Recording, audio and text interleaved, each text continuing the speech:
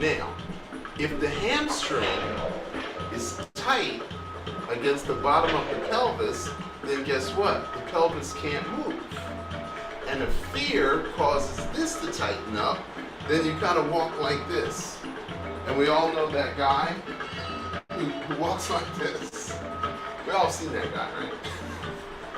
Sometimes it's a security guard in the mall. So, You're live on YouTube. so consequently, if the QL, which is the quadratus lumborum, and the hamstrings lock the pelvis into place, then the pelvis doesn't have any freedom to move. Okay? Now, you've all heard the expression, somebody is square and somebody is hip. Square and hip had nothing to do with this, but it had everything to do with body language. So somebody who walks like this is a square. But somebody who walks like this, that's hip. Wow, nothing to do with this, everything to do with your body posture. Now, if your mind is flexible, your body is flexible. If your body is inflexible, your mind is inflexible. So we have body-mind. Whoa! Body-mind.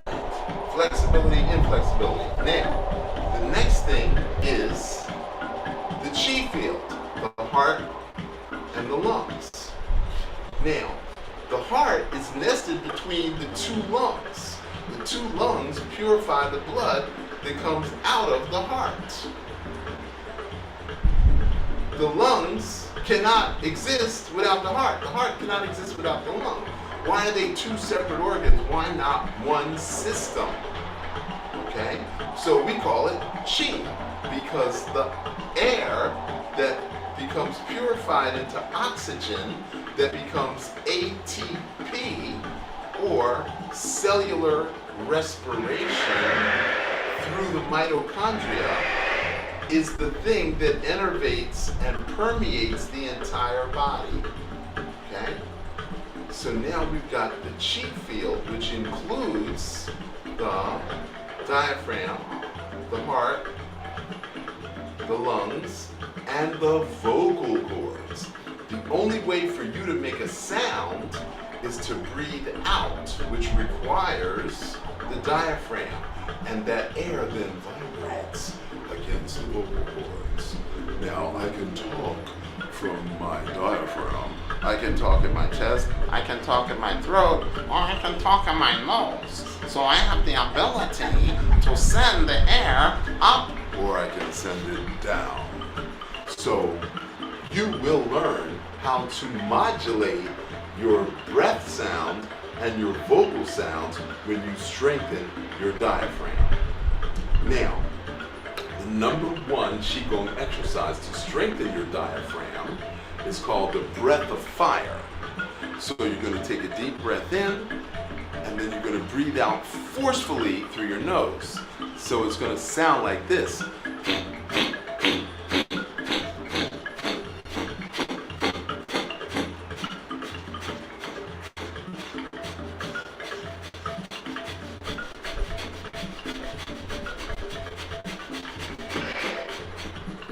Now, you have to do that 60 times. And then 2 days later, 120. And then 2 days later, 180. And then 2 days later, 240. And it's going to take you 30 days. I said 2 days, I meant 3 days. It's going to take you 30 days to get to 600 breaths.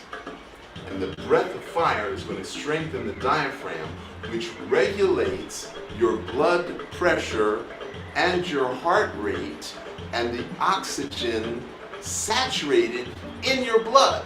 All that is through the diaphragm. And that's the best way to strengthen your diaphragm, is to do the breath of fire. Now, we have the root, which is fear. We have this, which is worry. The next one is anger.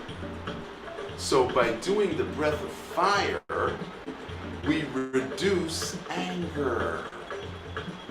And by reducing anger, we can't get to hate. Wow. Now, men operate from their root.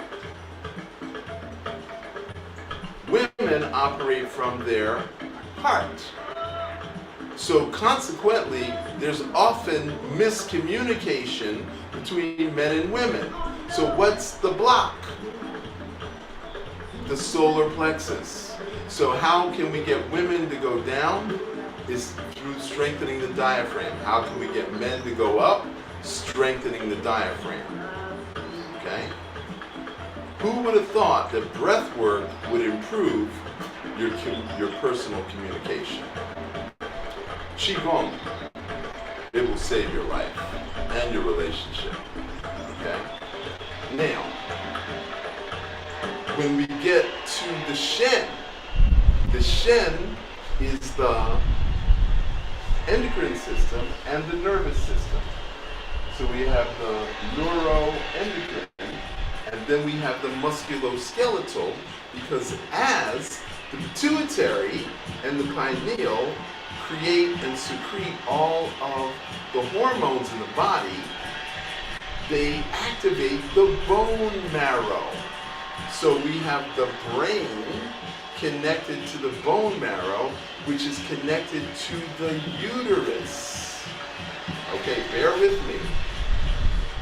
The uterus, if it's not a birth chamber, what is the uterus used for? No clue.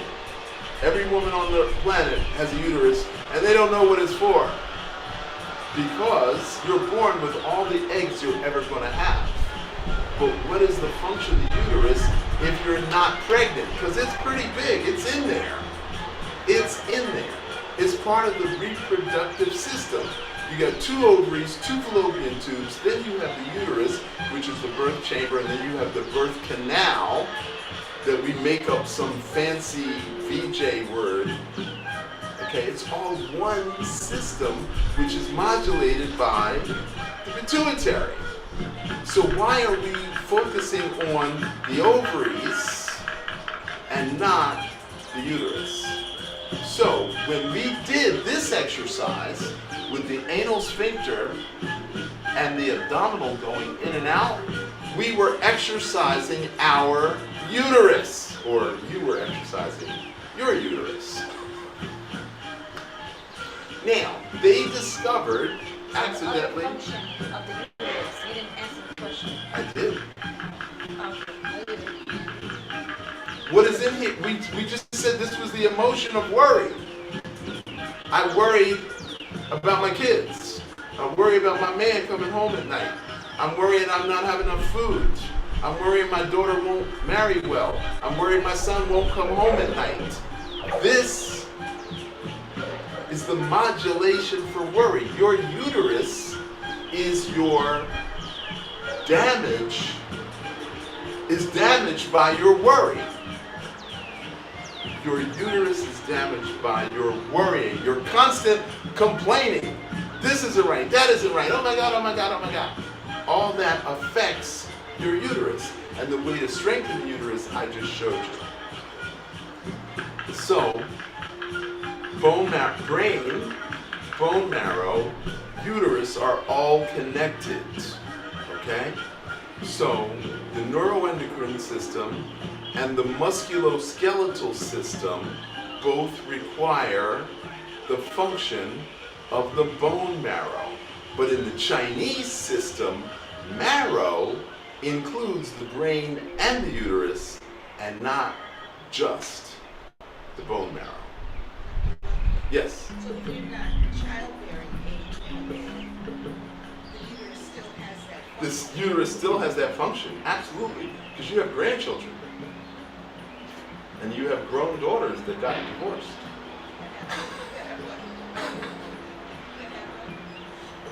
You have daughters that got divorced, and you have grandchildren. Not you, I'm just saying. Okay, it's all about the worry.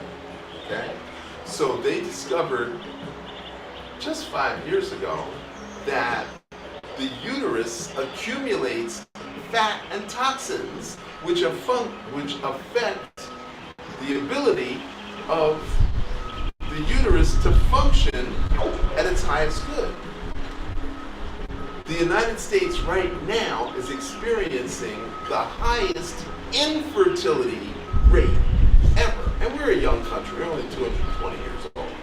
So we've got all this infertility, and we don't realize it's the uterus. It's not the eggs, it's not the ovaries, it's the uterus that can't carry the baby to term because you worried yourself into defeat. Okay, so how do we increase function of the uterus and the bone marrow? Wait for it. Damn. Qi dance. Just wait. The dance. The Qi dance. Now, who's worried when they're dancing? Nobody. So, if the women in the village get together and dance on a regular. I was in China, in Shenzhen, which is an artist colony on top of a mountain, which is about an hour from Hong Kong. It's in mainland China, not Hong Kong, which is an island. So it's mainland China, and there's a mountain next to the city, and there's an artist colony on top of the mountain. And every night at 6:30, two different groups of women would come out with their loudspeakers and their sound system. And so one group of women did traditional Chinese dance, and the other group of women did pop dance. They did Michael Jackson and you name it. And they were like a block apart. And I was like, wow, this is so fascinating. Now the men would stand around, and the men would kind of like, they would want to participate, but they would feel funny because it's all women. And the women never said, you can't join us. It's the men who created the distance. But they were there anyway trying to do this. Now, one of the things I learned in Tai Chi before I learned Qigong was something called martial dance. And then one day I went on Google, there was nothing on martial dance. And then by accident, I put in war dance. And then everything came up. Every culture in the world has a war dance. Well, you don't go to war dancing. The war dance is training for the war. So instead of calling it martial dance, our culture, British European, British American, I like that word, British American, calls it war dance. Okay, so I don't know if you would call this war dance, but this is definitely a Qi dance. And the Qi dance eliminates worry. So this is how, and the stepping, so there's the heel, when the heel hits the ground, it sends an enzyme up, which is a message to make bone marrow. But that same meridian goes right to your uterus. So stomping the feet actually vibrates up to your uterus. So dancing heals the uterus. Dancing makes more bone marrow. And then doing complicated steps, brain marrow.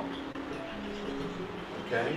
Now, I used to do massage and acupuncture for the Alvin Ailey dance school in Harlem, New York.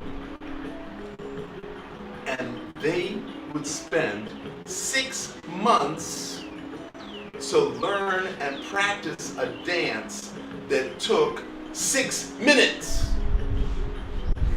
6 minutes. The finished product was 6 minutes, jumping, kicking, spinning, turning. 6 months of practice to do a 6-minute dance. Their uteruses must be perfect. Their brain and their bone marrow must be perfect. So we have to challenge ourselves. You have to challenge yourself. Women need to challenge themselves to do African dance, to do modern dance, to do tap dance, whatever, okay? I say African dance because it's easier to join a class. So the drumming and the dancing increases bone marrow, strengthens uterus, and makes both halves of the brain work together. Bless you. Will you tell us how to join the class? Will I tell you how to join which class? This class? Okay. Go to bluedragonqigong.org. That's QIGONG.org. Or click the link below. Or go to bluedragonqigongacademy.com. Or DM me. Or text Blue Dragon, one word, to 6686.